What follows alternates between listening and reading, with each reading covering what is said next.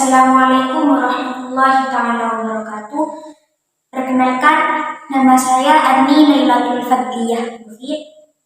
Saya akan membawakan sebuah cerita yang mengisahkan tentang seseorang yang kita cintai dan kita rindukan bersama. Pada kesempatan kali ini, saya akan menceritakan tentang sejarah kelahiran Nabi Muhammad SAW.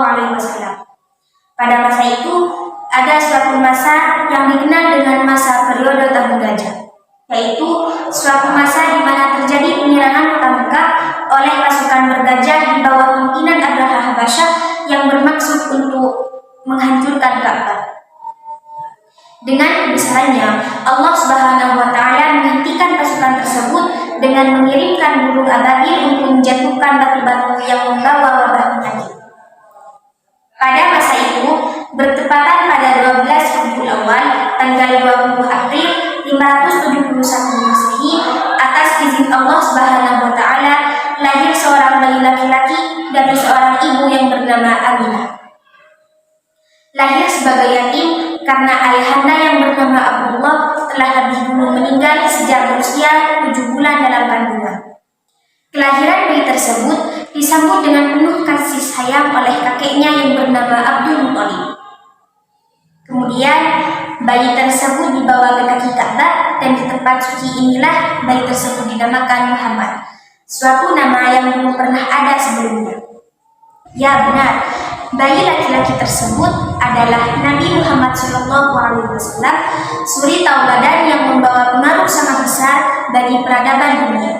Nabi Muhammad SAW lahir sebagai yatim. Beliau dibesarkan oleh ibunya Aminah. Hingga pada usia 6 tahun, ibunya jatuh sakit dan meninggal di Al-Abwa.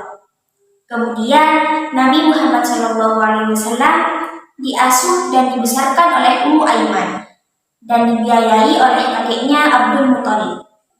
Namun, umur kakeknya pun juga hanya sebentar. Pada usia 8 tahun, kakeknya meninggal dunia. Selanjutnya, Nabi Muhammad SAW diasuh, tumbuh dan berkembang bersama pamannya Abu Thalib. Pada usia 40 tahun, Nabi Muhammad SAW menerima wahyu di Gua Hiro sebagai pelantikan sebagai Nabi dan Rasul akhir zaman. Rasul kemudian mulai berdakwah secara sembunyi-sembunyi dan dilanjutkan dengan berdakwah secara terang-terangan. Pada tahun ke-11 era Nabi Muhammad SAW terjadi peristiwa yang sangat menyedihkan. Tahun ini sering disebut dengan tahun kesedihan karena pamannya Abu Thalib dan istrinya Siti Khadijah wafat pada tahun tersebut. Setelah peristiwa itu, Allah Subhanahu wa Ta'ala mengutus malaikat Jibril untuk mendampingi Rasulullah dalam melakukan perjalanan dari Masjidil Haram ke Masjidil Aqsa yang disebut dengan Isra. Kemudian dilanjutkan dari Masjidil Aqsa ke langit ketujuh yang disebut dengan Mi'raj. Disitulah Nabi Muhammad SAW mendapat perintah untuk melakukan sholat 5 waktu yang wajib bagi seluruh umat Islam. Pada usia 63 tahun, Rasulullah wafat di Madinah pada hari Isnin 12 Rabiul Awal tahun 11 Hijriah, bertepatan pada 8 Juni 632 Masehi. Demikian cerita Nabi Muhammad yang bisa saya sampaikan. Tentunya cerita ini belum mewakili sejarah Nabi Muhammad secara keseluruhan. Atas perhatiannya saya ucapkan terima kasih. Mohon maaf apabila ada kata yang kurang berkenan. Wassalamualaikum warahmatullahi wabarakatuh.